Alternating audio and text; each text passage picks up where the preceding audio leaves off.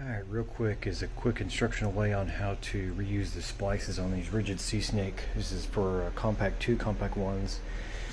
Pretty much this main spring unscrews from the rear gland right here. You have an O-ring, you have this splice chamber here, you have this left-handed thread brass kind of a stop nut, and then there's a fiberglass rod that's in here, and you can desolder these 3 wires here,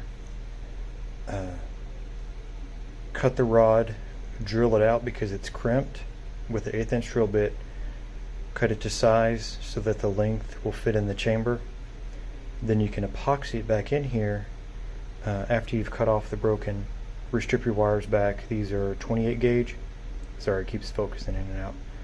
And then epoxy this back in here, resolder your wires together, test it of course, and then for assembly these get wrapped around here either clockwise or counterclockwise, and then you tape it.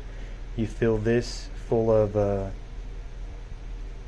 usually dielectric grease or silicone grease of some sort, and then this generally just fits as close together as possible just so that the chamber goes together.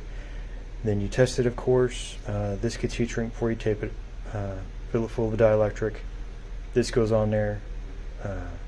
O-ring, this gland ring, and then you just gently screw it all back together. And then make sure that this little, basically the tow cable that holds the body to the camera, keeps it from, if it gets stuck, it keeps it from ripping on the wire here. This all screws back together, and then you're good to go. Showing you here that it actually works. Heat shrink on the wires, and then I'm gonna wrap these together and then reassemble all this. Alright, I got the tape. Another thing I wanted to point out that I forgot to in the first video is these right here are the bonding straps. They're also the shield wires. There's 2 sides, and the factory punch those, and really all you do is you can thread the new ones straight through, which is kind of particular. They'll go through the other side, and then you can take a center punch or a punch and just punch it, and it'll stake these in there and it'll stay. And then this little chamber here goes on like so. You have your O-ring, and then this screws in like this. I still got to take it back apart, but I'm just showing you all the gist of it. This goes together and it screws into this body here, but I want to take it apart and put dielectric in it, but I've only got one hand right now.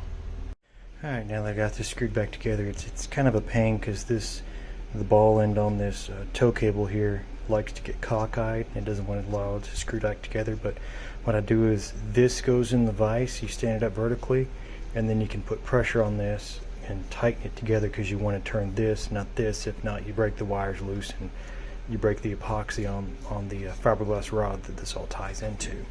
Try this again. Now that I'm not distracted with the locksmith and everybody else popping in and out of here.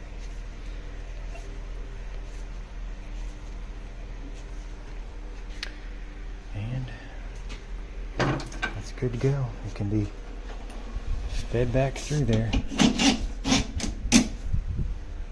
That one's done.